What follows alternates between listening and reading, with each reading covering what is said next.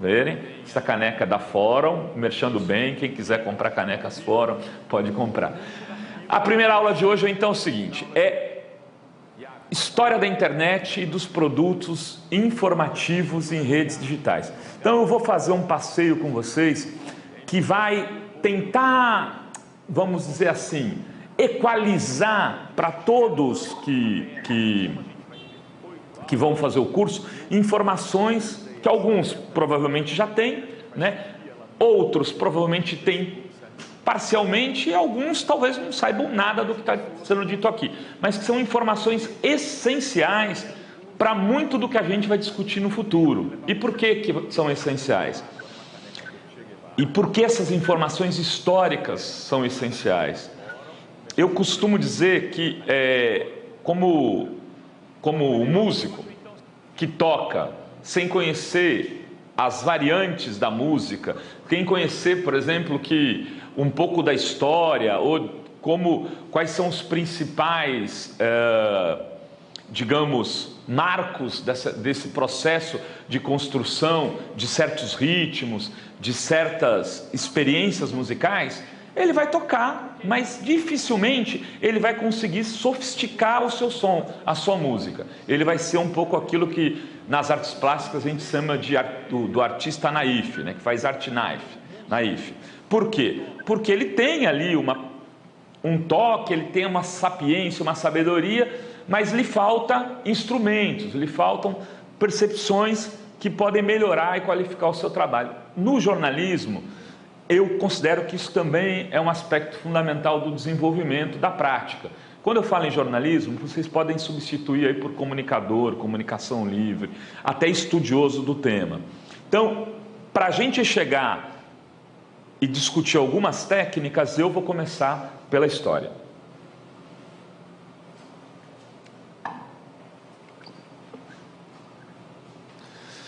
Bom, é preciso definir então o que é internet. Então, isso aqui, essa apresentação, ela tem 30 slides e ela vai ficar à disposição de vocês. Vocês podem depois remixar, usar, dar aula com elas, emprestar para os coleguinhas, fazendo o que quiserem. É Creative Commons, ela está livre, vai estar disponível, não tem nenhum segredo e ficarei muito feliz de saber que vocês utilizaram para dar aula em espaços populares, escolas, ETEC, seja no que for. Então, a definição de internet. É importante perceber que é o seguinte, a internet, o Castells, tem uma definição muito bonita, que eu não usei aqui, mas que eu vou usar agora na aula. Ele diz que a internet, ela é um pouco, ela tem pode ser comparada, ele usa como metáfora a questão da energia, da luz. Ou seja, a luz, ela modificou, transformou totalmente a vida do ser humano, né? Ela chega no lugar e ela não é um lugar, é um espaço, um bem, né? Não é como uma geladeira, não é como um automóvel. A luz, ela modifica todo o ambiente e ela é ou seja, é uma fonte que produz uma outra série de possibilidades. E a internet também. Então ela é uma tecnologia absolutamente permeável. A partir da internet, você pode fazer muitas coisas, né? A partir da internet, se constrói uma série de aplicativos e de protocolos que aí sim vão ser aqueles protocolos e aplicativos, tem alguma coisa tocando aqui, que vão modificar as relações sociais e humanas. E, de alguma maneira, muita gente, ao fazer uma análise do que é a internet, de como esse meio modifica, as pessoas falam, essa internet aí acabou com a vida das pessoas, essa internet criou coisas que agora fazem com que a gente tenha que estar o tempo todo ligado. Tal. Mas, se você pensar nela um pouco como energia, você vai começar a ver que os fluxos que ela permite são de uma mudança de patamar. Eu diria que o que a gente tem hoje é uma mudança estrutural da sociedade, de uma sociedade industrial para uma sociedade informacional. E que isso tem muito a ver com o que a internet possibilitou, né, de um processo que viria a acabar com os muros do planeta, do ponto de vista das possibilidades de conexão. Eu posso estar dando esta aula aqui agora para vocês e deve ter gente que pode estar fora do Brasil, certamente tem gente fora do estado de São Paulo e tem pouca gente aqui de Santos, mas eu consigo dar essa aula para muita gente de fora. Esses muros foram quebrados, das distâncias, a partir dessa dinâmica da construção, da aplicação da web, que permite uma série de outras aplicações sobrepostas dentro dela. Em 89 ele escreve o código e em 91 ela começa a ser utilizada. O que acontece em 91? São coincidências, mas são curiosidades que ajudam a depois vocês se recordarem do processo em si, da história em si. Em 91 acontece a dissolução da União Soviética. É quando o Yeltsin meio que derrota ali o Gorbachev, assume e aí fala assim, olha, cada república pode ir para o seu canto e aqui a gente vai ficar só com a Rússia mesmo e cada um vai para o seu lugar, porque você tinha a Lituânia, a Ucrânia, uma série de outros países que faziam parte desse bloco que era a União das Repúblicas Socialistas Soviéticas. Em 91 tem a dissolução e aí se consolida o fim desta Guerra Fria nos marcos do que ela representou. Essa Guerra Fria que começa no pós-guerra, no pós-Segunda Guerra Mundial e vai até 1991. Enfim, e eu já falei disso, então eu não vou falar. Ele aqui vai explicar um pouco mais qual que é o software, como é que ele foi desenvolvido, o que significa, e isso vai estar à disposição de vocês. Ou seja, com a construção do web, você ganha então, começa a ganhar novos espaços para construção de novos aplicativos.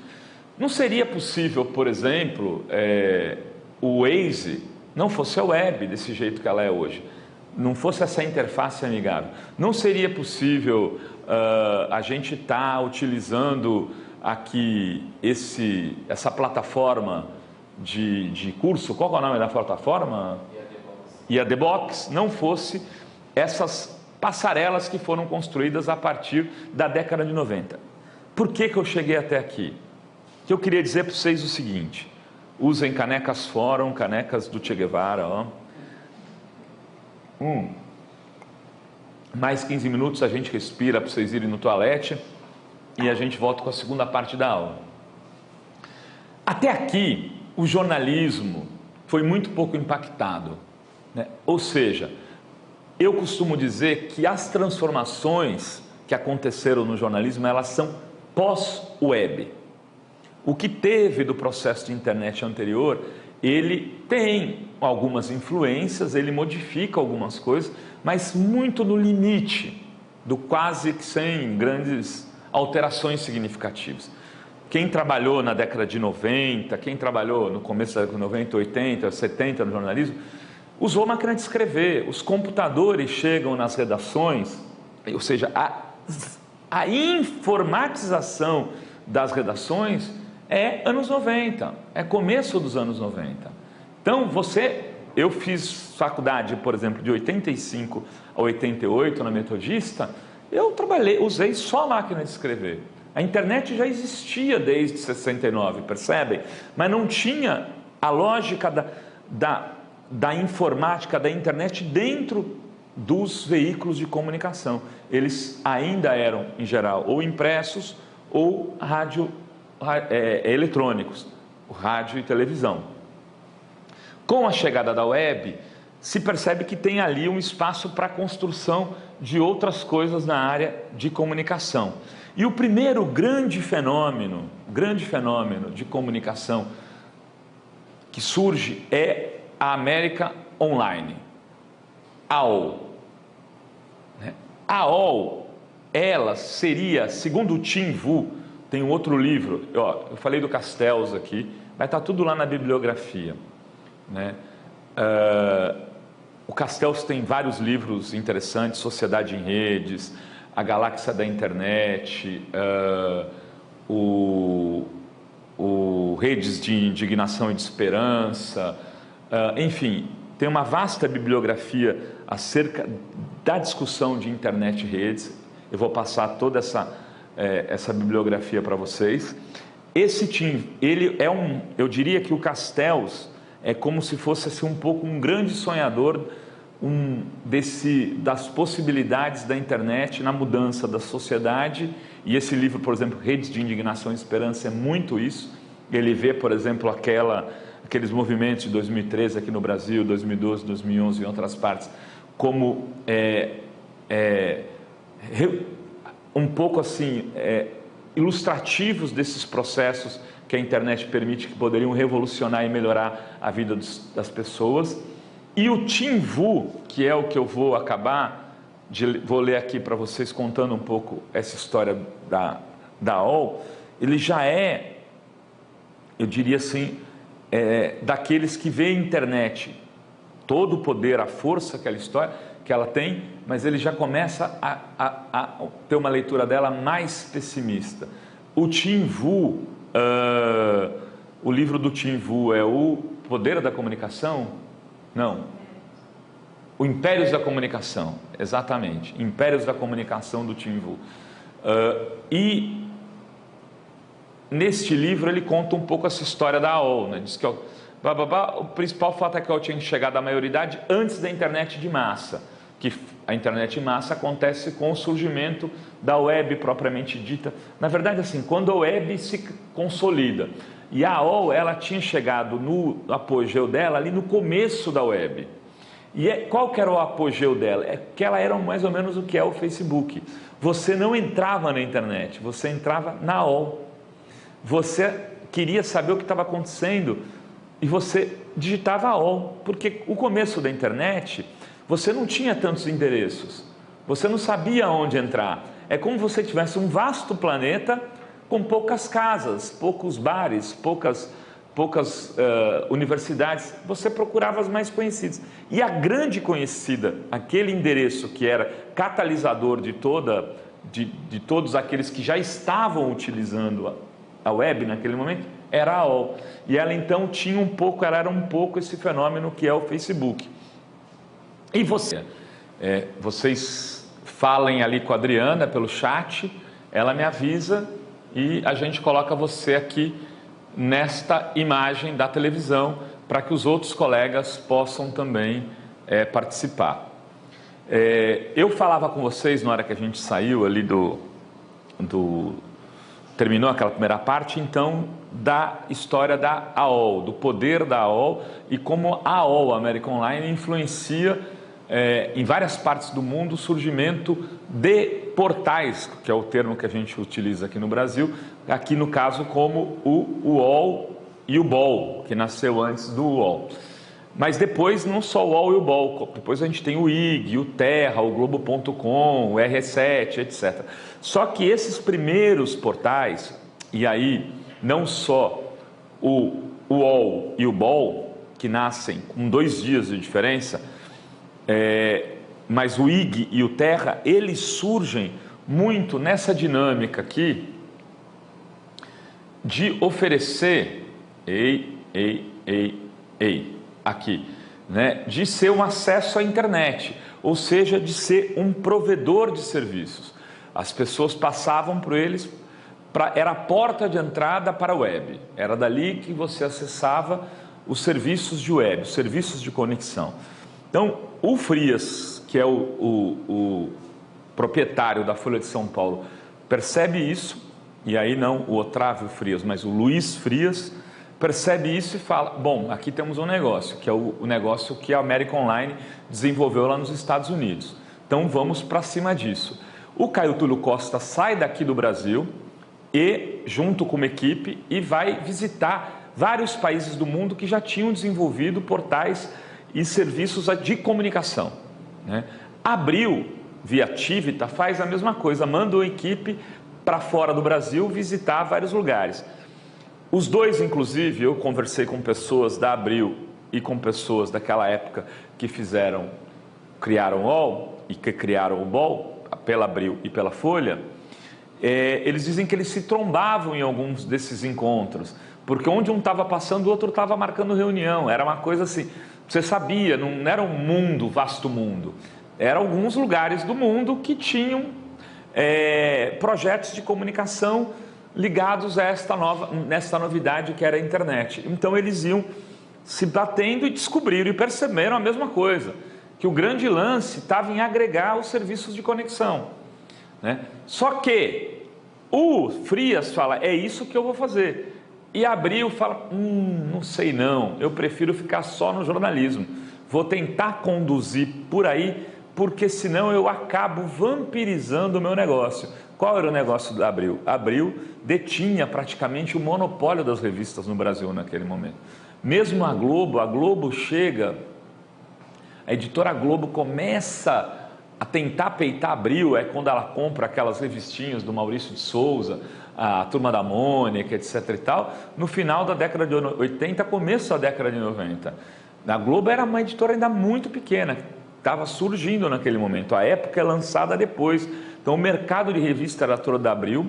A Abril só não teve uma televisão naquele momento porque o Silvio Santos foi mais hábil para lidar com os militares. Então abriu a concessão de um espaço de televisão e a grande favorita para ganhar aquela concessão era a Abril. Hoje provavelmente ela teria uma TV do tamanho da Globo, porque ela era muito forte. Só que o Silvio vai lá, cria o Domingo com o Presidente, fica desfilando e faz isso, faz aquilo e consegue então ganhar o sistema brasileiro de televisão, o famoso SBT. E ele então cria ali seu império de comunicação nas barbas desse acordo com os militares. A gente estava falando dos canais do UOL, como eles têm bastante seguidores, aí o Rafael lembrou de então que deve ter... Bom, eu imagino qual é o canal. Canal Sexo. O UOL, eu estava falando aqui, quando eles montam aquela história, a grande diferença, e o próprio Caio Túlio me diz isso na entrevista que eu fiz com ele para o doutorado, é que o jornal, a novela do UOL foi que fez a diferença na concorrência com o BOL, eram os chats de conversas, porque o BOL saiu sem chat quando foi lançado. No mesmo dia, o UOL tinha chat de bate-papo e o BOL não. E qual que era o chat de bate-papo que bombava? Claro, literatura. Né? Não, era literatura. E aí os chats começavam assim, com 10 pessoas, depois 20, depois 50. Aí os chats começaram a aumentar, várias salas. Obviamente, das 100 salas que eles tinham disponível, 80 era de sexo. Aí o resto era assim, uma era de, cultura pop, outra de não sei o quê. E as pessoas ficavam ali batendo papo e conectadas no UOL. Ali foi a grande diferença, então, até hoje. E a gente brincava quando fazia discussão de mídia, com a Secom, fala para o UOL tirar o sexo dele para ver para onde vai a audiência. Né? Porque não tem na Fórum, não tem no 247, não tem no Conversa Fiada. Boa parte é bobagem, boa parte da audiência. Quer dizer, não sei, não estou falando de sexo, é bobagem. Veja bem. Mas tem mais alguma pergunta? Temos 2 comentários sobre. O Rafael comentou, eu li um dado que o principal canal da UOL é pornografia, o que garante um sucesso altíssimo para eles. E o Paulo também fez um comentário, é verdade, a pornografia foi um dos sustentáculos dos fóruns da UOL durante muito tempo. Isso aí, o Rafael está exatamente reafirmando o que eu disse. Principalmente naquele princípio, no que a gente vai chamar aqui entre nós, da pré-história do jornalismo digital no Brasil. No mundo também, porque no mundo 2001 é um marco da história do jornalismo digital. As pessoas dizem, o jornalismo digital nasceu de verdade com o ataque às Torres Gêmeas. É meio que um clássico no debate teórico, inclusive, de quem discute jornalismo digital. Dali para diante é que se começa a praticar de verdade algo que você pode chamar de jornalismo digital.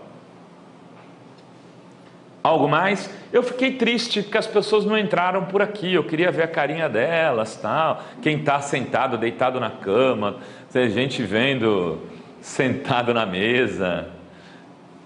Nada mais? Vamos tentar, da próxima aula, quem assistiu, se tiver que... o Iago está aqui, ele está ali atrás da câmera, para ajudar, a Thaís idem, a gente vai ajudar as pessoas a ver como é que deu de problema de conexão, como melhorar e tentar usar mais isso aqui para vocês fazerem pergunta aparecendo, porque uma das coisas legais que eu quero proporcionar nesse curso é criar rede. A Aninha está aqui, ó, a gente tem uma aluna aqui presencial, que é a Ana, que fez Santa Cecília, e o Lucas, é verdade. O Lucas é um aluno especial, né? Já é repórter aqui da Fórum, então.